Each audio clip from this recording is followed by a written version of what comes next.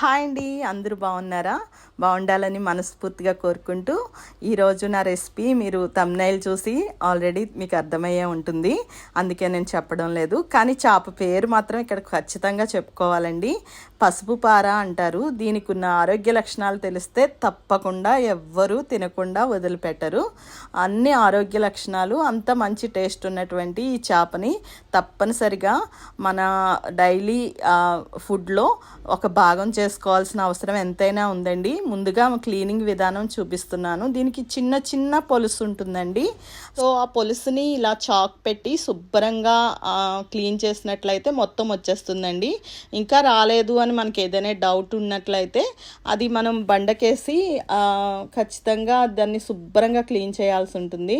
అలా క్లీన్ చేసుకుని పెట్టుకున్న తర్వాతే మనం కూర వండుకోవాలండి. చేపల కూర ముఖ్యంగా మనం ఎంత నీట్గా చేపని క్లీన్ చేసుకున్నాం అనే దాని మీదే దాని టేస్ట్ అనేది ఆధారపడి ఉంటుందండి. సో చేపల కూర వండే ముందు ఇలాగా బండకి పామి తప్పకుండా శుభ్రంగా కడుక్కోవాల్సి ఉంటుందండి. చేపని ఇలా క్లీన్గా కడుగున్న తర్వాత అప్పుడు ఒక బౌల్లోకి తీసుకుని ఇలా శుభ్రంగా మనం పెట్టుకుని దానిలో పసుపు, నెక్స్ట్ కొంచెం సాల్ట్ వేసుకుని, సో చేప ముక్కలకి అది మొత్తం అంతా పసుపు నెక్స్ట్ సాల్ట్ కొంచెం కలిసేటట్లుగా ఇలాగా మొత్తం అంతా చేప ముక్కలని అన్నిటిని కూడా ఇలా కలుపుకుంటూ మొత్తం కలిసే విధంగా కలుపుకుంటూ అది ఒక పక్కన మనం ఉంచుకోవాలండి. సో ఈ చేపలో ఉన్న ప్రయోజనాలు ఏంటో తెలుసుకుంటూ మనం ఈ ప్రాసెస్ అనేది, కూర ప్రాసెస్ అనేది చెప్పుకుందాము. చేప పులుసుకి అవసరమైనటువంటి ఒక ప్యాన్ తీసుకుని దాంట్లో మనకి అది బాగా వేడైన తర్వాత మనం దానిలో కొంచెం మనం కూరకి సరిపడా అంత కొంచెం ఆయిల్ అనేది పోసుకోవాలండి.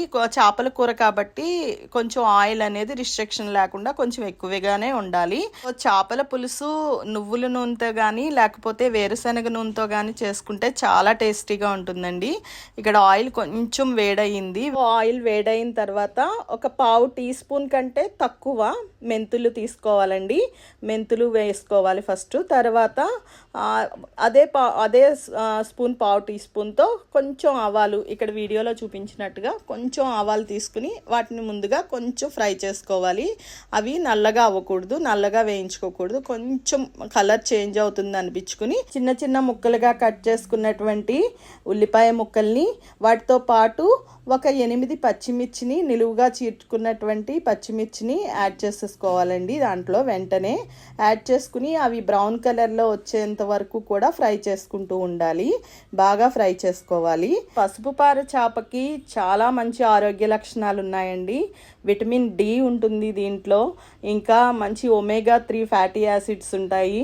సో కంటి చూపుకి, హార్ట్ హెల్త్కి, ఇంకా మెదడు హెల్త్కి అన్నిటికీ చాలా మంచిగా హెల్ప్ చేస్తుందండి. ఏ రకమైన ఫిష్ అయినా కూడా పెద్ద చేపల్లో కంటే చిన్న చేపల్లోనే ఆరోగ్య ప్రయోజనాలు ఎక్కువండి. సో ఈ చేపల పులుసుకి పెద్ద నిమ్మకాయ సైజు ఉన్నటువంటి చింతపండుని నానబెట్టుకోవాలండి. ఈ విధంగా మనకి ఆనియన్స్ ఫ్రై అయినప్పుడే నానబెట్టుకోవాలి. ఈ పసుపు పార చేపని ఇంగ్లీష్లో ఎల్లో రాక్ ఫిష్ అని కూడా అంటారండి.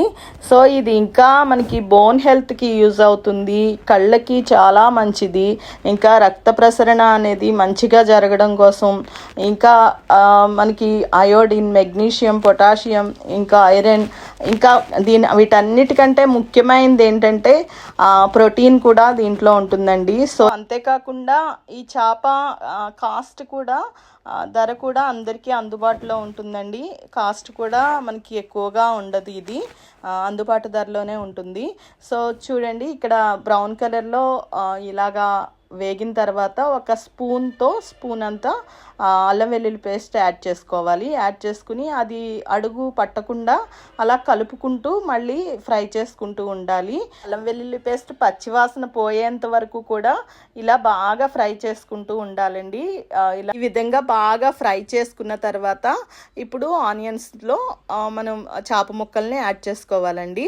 ముందుగా తల ముక్కలు ఏవైతే ఉన్నాయో చేప తల ముక్కల్ని యాడ్ చేసుకోవాలి. ఎందుకంటే తల ముక్కల్లో బోన్ పార్ట్ అనేది ఎక్కువగా ఉంటుంది కాబట్టి ఒకవేళ అడుగు పట్టినా సరే బోన్ పార్ట్ అనేది పోతుంది, ప్రాబ్లం ఉండదు. సో తర్వాత చేప పొట్ట ముక్కలన్నిటిని కూడా ఇలాగా యాడ్ చేసుకోవాలి. చేప ముక్కల్ని యాడ్ చేసిన తర్వాత గరిటతో అస్సలు తిప్పకూడదండి. గరిటతో మనం తిప్పామంటే చేప ముక్కలు అన్నీ కూడా విడిపోతాయి. సో ఆ ప్యాన్ అంతా తీసుకుని ముందుకి వెనక్కి ఒకసారి కుదిపితే అది ఆనియన్స్, ఫ్రై అయిన ఆనియన్స్ పైకి వస్తాయి, చేప ముక్కలు కిందకి వెళ్తాయి. సో అలాగ అయిన తర్వాత దాని మీద మూత పెట్టి మనం ఒక 5 నిమిషాలు సిమ్లో పెట్టి ఉడికించుకోవాలి. సో తర్వాత మూత తీస్తే కొంచెం చేప ముక్క మగ్గినట్టు కనిపిస్తుందండి, అంటే కొంచెం పార్ట్ తెల్లగా అయినట్టు అనిపిస్తుంది. చేప మనకి చాలా డెలికేట్గా ఉంటుంది. ఒక 10 నిమిషాల నుంచి పావుగంట లోపులోనే ఉడికిపోతుందండి. కాబట్టి ఒక 5 నిమిషాల్లోనే అది బాగా మగ్గుతుంది. సో ఇలా గరిటతో ఆనియన్స్ని నేను తీసి పైన వేస్తున్నాను. సో ఇప్పుడు కావలసినంత పసుపు, అంటే ఒక పావు టీ స్పూన్ వరకు పసుపు వేసుకోవాలండి, యాడ్ చేసుకోవాలి. సో చేపల కూరకి మంచి టేస్ట్ని యాడ్ చేసేదండి కారం అండి. సో అటువంటి కారాన్ని మనకి తగినంత, మన టేస్ట్కి తగినట్టు యాడ్ చేసుకోవాలి. 1 స్పూన్ నుండి 2 స్పూన్ల వరకు కారం యాడ్ చేసుకోవచ్చు. సో నాకు కావలసినంత కారం నేను ఇక్కడ యాడ్ చేశాను. తర్వాత 1 స్పూన్తో ఉప్పు కూడా యాడ్ చేసుకోవాలండి.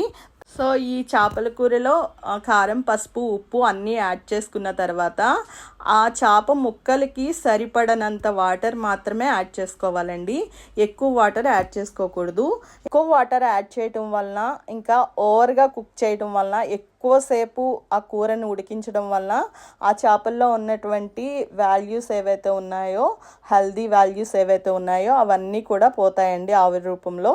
సో అందుకే మనం చేపని కూరలో యాడ్ చేసుకున్న తర్వాత ఒక 15 మినిట్స్ నుంచి 20 మినిట్స్ లోపులోనే కూర అంతా కంప్లీట్ అయిపోయేటట్లు చూసుకోవాలి. ఎప్పుడు ఏ చేప కూర అయినా సరే ఆ విధంగానే ఉడికించుకోవాలి.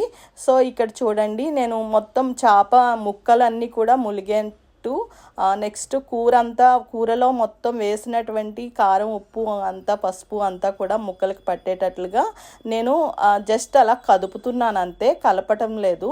సో ఇలా ఈ వీడియోలో చూపించినట్టుగా ఈ చేప కూరని ఇలా అడ్జస్ట్ చేసుకుని ఆ చేప ముక్కలు ములిగేటట్లుగా మరి కొంచెం వాటర్ యాడ్ చేసుకుని, సో స్టవ్ హైలో ఉంచి తర్వాత దాని మీద మూత పెట్టి ఉడికించుకోవాలండి. తర్వాత 5 మినిట్స్ తర్వాత మూత తీసి ఇలా ఉడుకుతున్నప్పుడు కూరకు కావాల్సిన ఒక పావు టీ స్పూన్ జీరా పౌడర్ అండి.